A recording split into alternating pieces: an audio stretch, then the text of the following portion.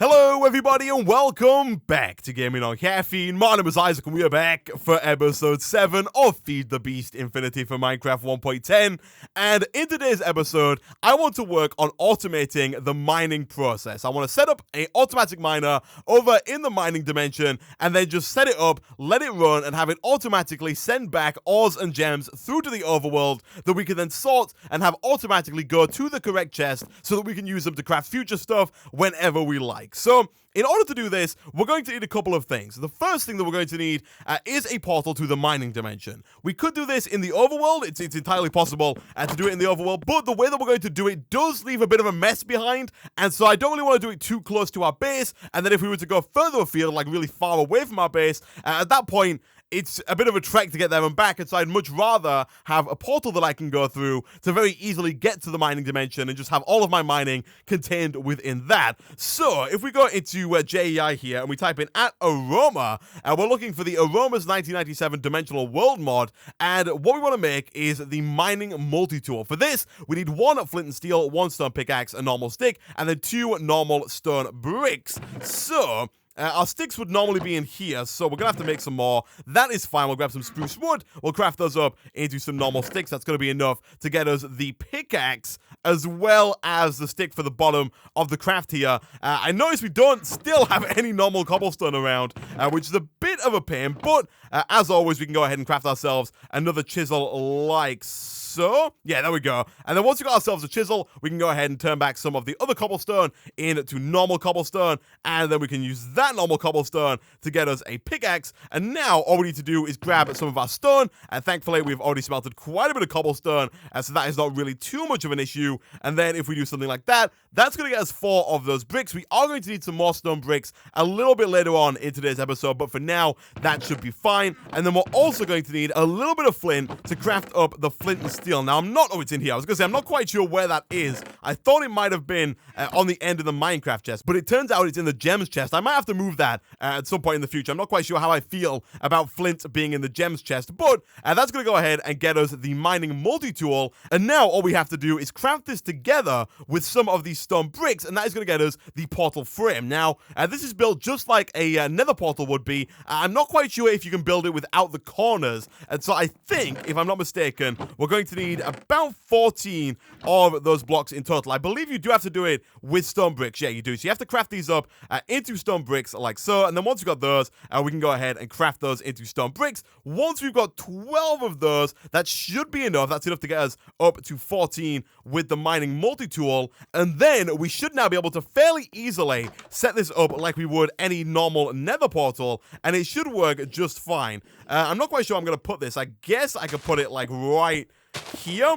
For now, should be fine. I might move it indoors at some point later on down the line, but for now, this should be fine. We'll go, whoa, I didn't want to get attacked by you. Let's see if we can quickly go 1, 2, 3, and 4. There we go. And now if we just right-click on with the multi-tool, it should go ahead and light the portal. Nice. And to go through the portal, you have to sneak in it. So now, if we enter the portal and press shift, it's going to take us through to the mining dimension, which is basically like any other dimension, except that it's super flat. Usually you don't get trees here. I wonder what mod it is that's adding trees into it. I don't think, yeah, these are definitely not vanilla trees. Pam's Harvest Craft. This is maple wood. Yeah, you normally don't get any kind of life really out here. You get some sheep and cows every now and again, but you usually don't get any kind of trees or plant life. So that's kind of interesting. That does mean our quarry is going to come back with the occasional bit of wood and probably also the occasional beehive, and I guess also a little bit of sugarcane, but that's fine. And so now, if we head on back, we need to actually create an item or a block that can mine for us. Now, up until the newest version of the mod pack, which I only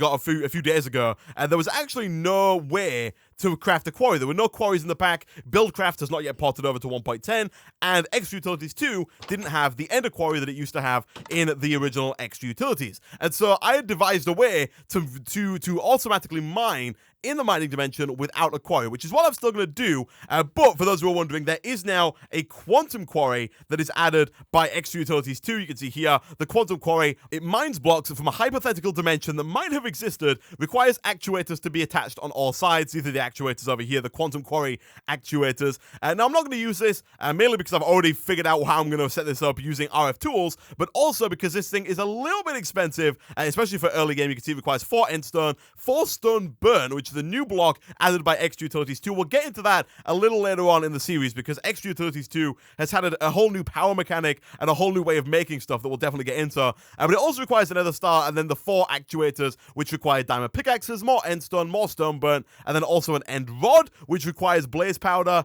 and then popped chorus fruit. I'm not quite sure what this is. I think it's a new item. You can see it's from Minecraft, so it's a vanilla item. I believe it was added in the 1.9 update with the end. I'm assuming we get it from the new creatures in the end, but I've never done that. I haven't played 1.9 or 1.10 yet, so that's going to be new when we do decide to upgrade, probably to this quarry later on down the line. But for now, we're going to use the builder block from RF Tools, this guy over here. So this requires 4 bricks, 3 redstone, 1 ender pearl, and 1 machine frame, which is 2 lapis, 4 iron, and 2 golden nuggets. So first things first, we need 4 bricks, which means we need 12 clay smelted up in the furnace. So let's go ahead and grab that, and for now we'll just throw that into there. That should go ahead and smelt up. Once that's done, we'll be able to craft up those bricks. We did get an ender pearl a few episodes back that's been sitting in this chest waiting for us to use it. As far as the machine frame goes, it is super easy to make. We are almost out of lapis lazuli, which is not the best, but let's go ahead and grab some iron. Let's grab some gold that we can craft into nuggets, and that should be pretty much all we need to craft together the machine frame.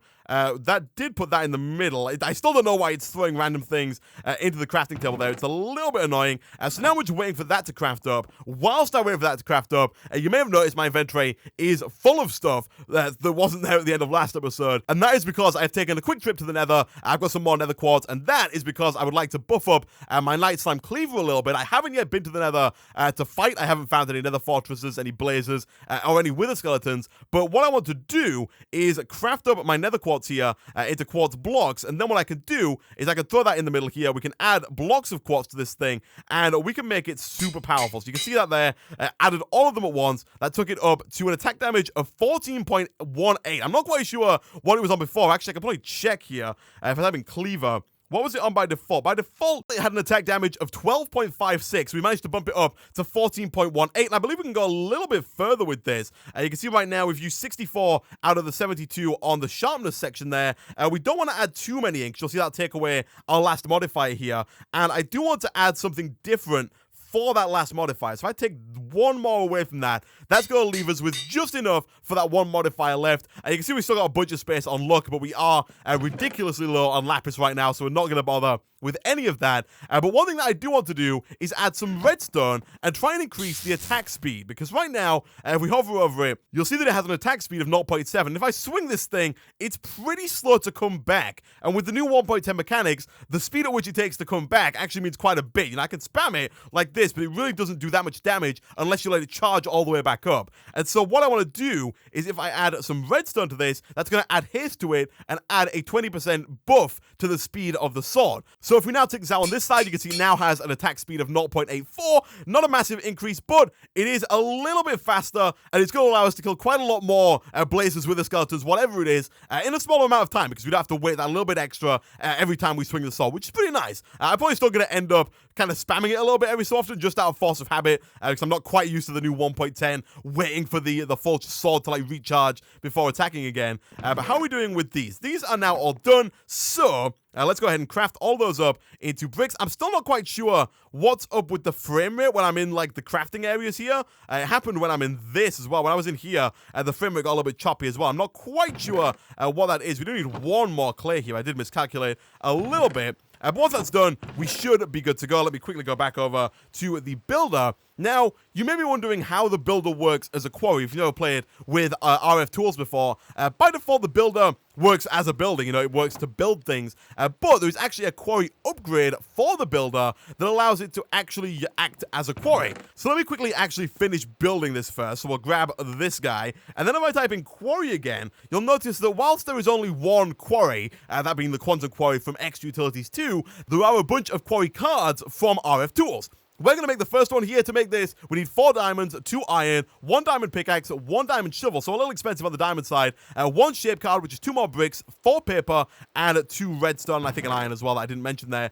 We don't actually have enough diamonds to make that happen. We are 1 diamond shy of being able to make that. However, you can, in fact, craft an artificial diamond. If I type in diamond here, we should be able to craft an artificial diamond from Industrial Craft 2. If I go across in JI here, there should be a recipe that involves me turning, here we go, that involves me compressing up a coal chunk to make 1 diamond. And to do this, we need 8 normal coal chunks surrounding either a block of iron, some bricks, or some obsidian. And to get the compressed coal balls, all we have to do is compress a coal ball, which is made with 8 coal powder and 1 flint. So we do have to get quite a bit of coal powder, actually a stack worth of coal powder to be precise. We do have to use a whole stack worth of coal, but I'm not quite sure how long it's going to take me to actually go and find some diamonds. So I'm going to throw that stack in there, and while we're waiting for that, one thing that I did do between episodes that I've also yet to mention is fully charge up my armor. I flew up to the wind turbines, and they have now fully charged my armor, which is quite nice. I don't have my jetpack on, so I can't fly up there. One nifty thing that I didn't know about the nanosuit armor, which I probably should have known, because in order to make the helmet, you need to make the night vision goggles. Now, unfortunately, the night vision goggles, whilst good, are kind of useless. So the way that you activate them is, by default, you press Alt and M, and that's going to turn on the night vision aspect of the night vision goggles. And you can see now, if I press E, I have the night vision buff on the left-hand side. It's actually also in the top right-hand corner in newer versions of Minecraft. But the downside to this is that if you use it whilst you're in a well-lit area, it gives you blindness. So, for example, if I fly down to my home here, did I have my jetpack on? I didn't, but geez, the boots are taking a beating. The boots are almost out of stuff there. But you'll see I've been given blindness. Because if you activate the night vision goggles whilst you have a light level of about, I think above 7, because if you activate the night vision goggles whilst you have a light level of, I think it's above 7, it actually gives you blindness, and I have to turn it off. It's a bit of a debuff there. It's not the best thing in the world. It means you can't have it on at all times. It means you have to turn it on and off when you're using it and when you're not using it, which means it's going to be fairly useful in maybe the nether, as long as I'm not near too much lava or something like that. But whilst I'm in the overworld, it's not going to be all too useful. But what I'm going to do now, guys, I'm going to go away real quick. I'm going to wait for all of this macerated coal. I'm going to take all that macerated coal, and I'm going to craft it up until we have a coal chunk, which I can then compress up into a diamond, and I'll be back in a second. And not too long later, now that we've got 8 compressed coal balls, we can take those, craft them around a piece of obsidian. We'll take that, throw it in the middle, throw all of the compressed coal balls around like so. And now, what I'm going to do is I'm going to grab the overclockers from the macerator, throw them into the compressor, and then just very quickly compress up that coal chunk into a diamond. Nice. I'll throw that back into there because it's probably going to be more useful in the macerator than anywhere else. But now that we've got that, let's go ahead and grab the rest of the diamonds. And we'll grab a little bit of wood here so we can make some sticks. And now we should be fairly easily able to make ourselves a pickaxe and a shovel. So let's go ahead and throw you there and there. That's going to get us the pickaxe. Don't want to accidentally make a hoe. That's going to get us the shovel. We'll take those back. I'll probably do a bit of an inventory clear here because we don't need anywhere near this much netherrack on us, nor do we need any more of that wood. And we are going to use the Industrial Craft 2 stuff in a second here. If you're wondering why I've got an electric motor, an RE battery, and all that stuff, that will become very apparent very soon. But all we need now in order to make ourselves the quarry card is the shape card in the center here, which requires 4 paper that I made over here in the presser. All you gotta do is just put some oak logs at the top there, and that will turn into paper. And over here, we have some more brick. So let's go ahead and craft up the shape card, and then finally, the quarry card. Nice. So now we've got that, and we've got the builder. All we need to do is head on over to the mining dimension with some power. So I'm going to sleep real quick, just because I want to A, get rid of the rain, and B, get rid of the mobs that are outside. But what I'm going to do here is I'm going to fly on up, if I can get my jetpack on. We're going to fly on up to the energy cube. I'm going to grab the energy cube for now, because I want to be able to actually power the quarry before we set up some power in the other dimension. So let me grab this thing. I think it retains its charge. Yeah, it does. So I'm going to grab that. We're going to go on through to this other world. Actually, I'm also going to grab a temporary chest to hold all of the stuff in as well. So let me grab some wood from over here. We got 5. 1 more gets us up to 9, which is more than enough to make a chest. So let's do something like that. That's going to sit on top of the builder for now and just act as a temporary storage place for all of the ores and all the stuff that we're going to get from the mining dimension. Eventually, that is going to get replaced with an ender chest, which is going to automatically bring all that stuff back to the overworld. So once we get through to here, all we're going to do, we're going to place down the builder somewhere in this dimension. For now, I'm going to place it quite far away, I think, at least a reasonable distance away from the portal, because I'm not quite sure whether or not this thing will actually mine the portal up. I don't want it to, but I feel like it might. So I'm going to put it like right about here, which gives us an achievement. It's quite far away. And now, what I'm going to do is I'm going to shift right click on the quarry card and not onto the builder block. And basically, what you can do here is you can set the dimensions for how big you want it to mine. I'm going to set it to 100 by 100 by I think about, I don't want 1,000, by about 70. So it's X, Y, and Z. At least I assume it's X, Y, and Z. And that's how most things in Minecraft are laid out. It doesn't tell me which direction that is, but if you press F3 here, you can see that we're at Y level 70. I don't want it to mine really anything above Y level 70. I don't want it to spend time trying to scan those blocks, and we're going to go in a 100 by 100 area, I think centered around this. So I believe it's going to go 50 that way, 50 that way, 50 in every direction to create a 100 by 100 kind of quarry area that's going to mine all the way down to bedrock. It does replace anything that it mines with dirt, so it's not going to actually create a massive hole, but you can just right click to put that in there, or you can put it in the center here like so. I'm going to then go ahead and throw down one of these right about here. We're going to set the right-hand side to eject, so that's going to go ahead and fill this up with power like so. You do need a lever to get this working, so I'm just going to very quickly get some cobblestone and then use that with our sticks to grab a lever, which, if I do say so myself, looks pretty cool with the new Facts 1.10 resource pack. I really like this. But essentially now, let's put the chest on top. I don't know if it has to go on top. I think any side would work. But now, one thing I will do, actually, before we do put that in, that I didn't mention at the bottom here, you can select which items to void. I'm going to void pretty much all of these.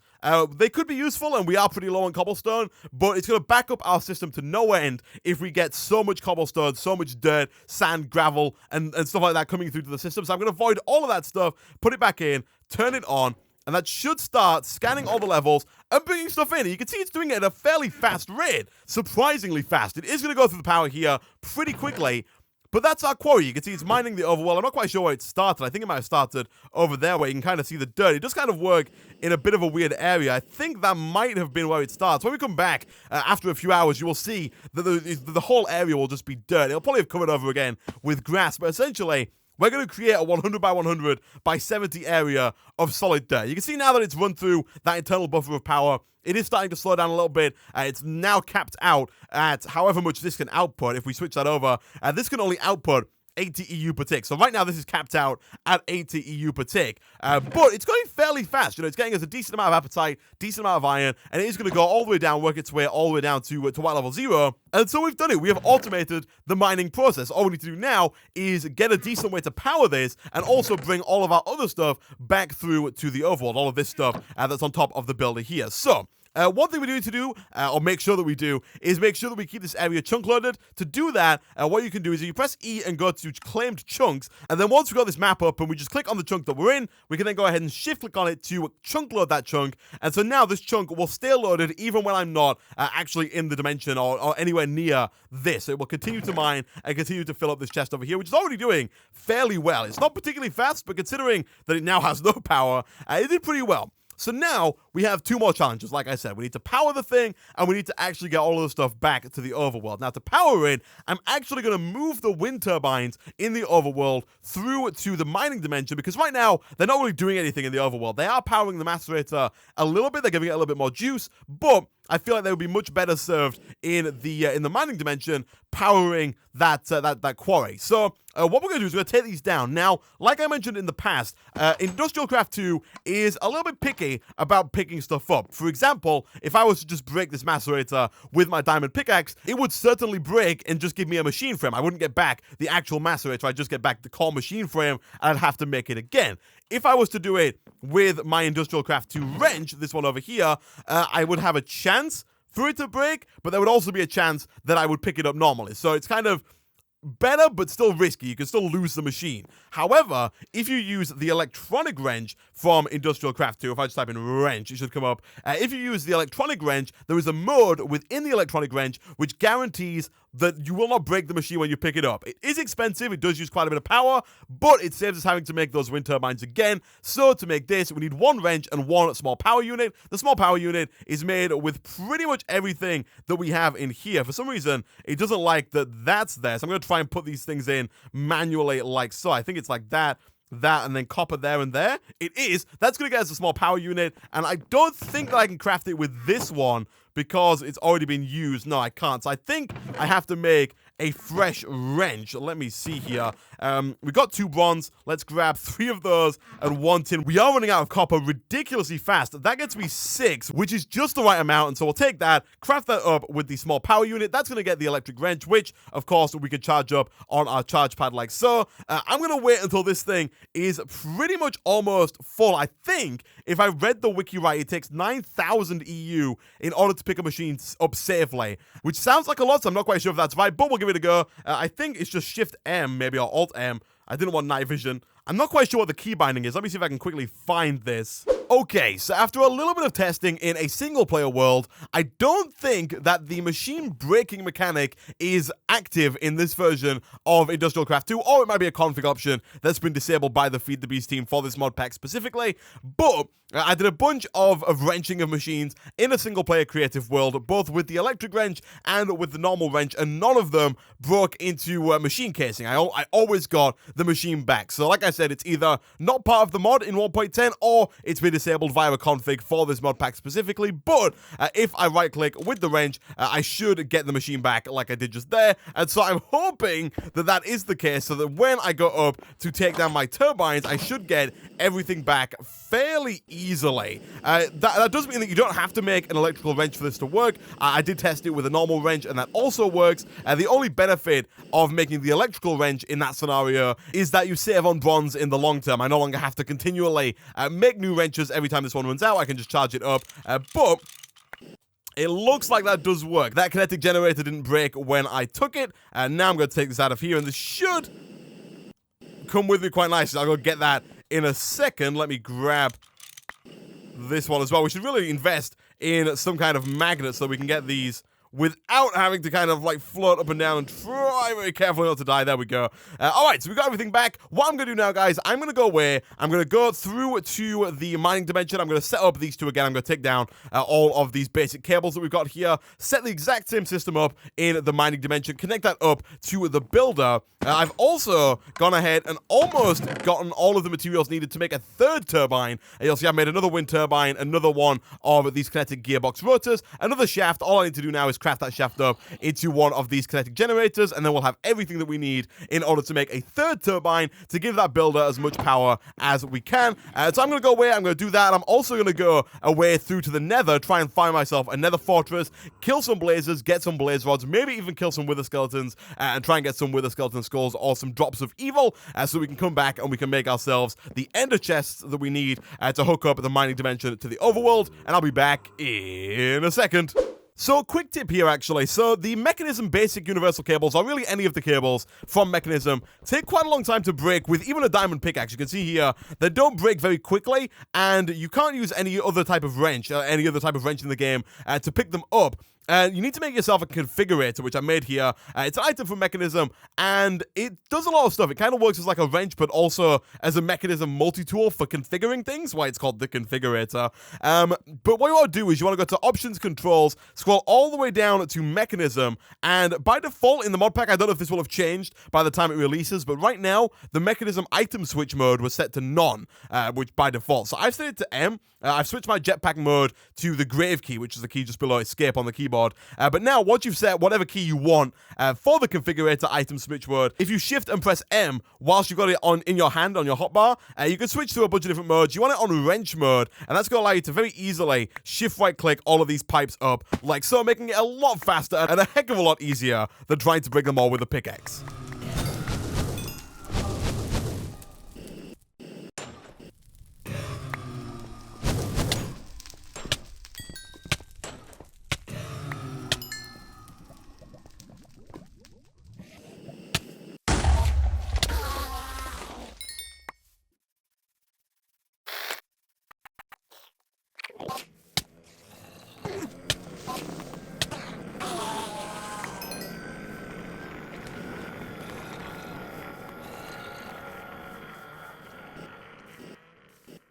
Alright, so quite a while later, and we now have quite a bit of stuff. So, I went to the nether, I fought a couple of blazes, didn't find any wither skeletons, so I didn't fight any of those and get any wither skeleton skulls or any wither essence or anything like that, but we got more than enough of the blaze rods. I went through to the mining dimension to try and find some endermen because it was dark outside and we need 2 ender pearls in order to get ourselves the 2 ender chests. We didn't have any. I went through to the mining dimension because it's a nice big flat area. It's really easy to see where all the endermen are, which made it super easy to get these 5 ender pearls, especially with the night slime cleaver that we have. And then finally, I've just got back from mining 3 more obsidian down in the mine, so I'm fairly certain that we should now have pretty much everything it takes to make this happen. So, we put 1 on the top, we put blaze rods in the 4 corners like so, we put obsidian either side of the center, we put a chest in the center, and I think an ender pearl at the bottom, and that gets us the ender chest. We need 2 of them, because of course we're going to put 1 here in the overworld. I'm probably going to put it like right there, or maybe 1 above,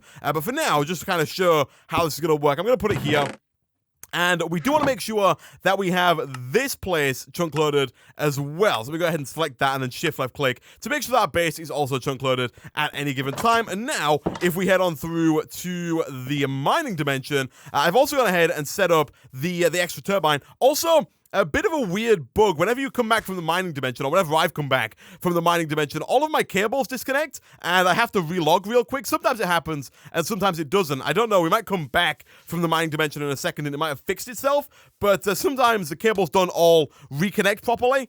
Not quite sure what's causing that, but it's a little bit annoying. You can see we do now have 3 turbines up there, or you can kind of see that we do now have 3 turbines up there. My jetpack is completely dead from fighting all those endermen and trying to find that fortress in the nether, but we do have 3 up there. They're all running at full speed, so let me go ahead and get rid of this. And as I say that, I do realize now that I'm going to have to get my jetpack charged up real quick, because what I've done is up there, the bottom of the energy cube is not set to output. So this thing is currently not receiving any power. But just to kind of show this off, we can put all this stuff in here. This is where everything is going to end up going eventually. And now, if we quickly head on back to the overworld, we can charge up our jetpack on the jet plane, and you can see that all of the stuff from the mining dimension is now available to us in the overworld. And so what we're going to look at next episode is taking all that stuff and organizing it to where it's supposed to go. So sending all of the ores and stuff that needs to be sent to the macerator to that chest over there, sending everything else probably for now to that chest so that it can get auto-sorted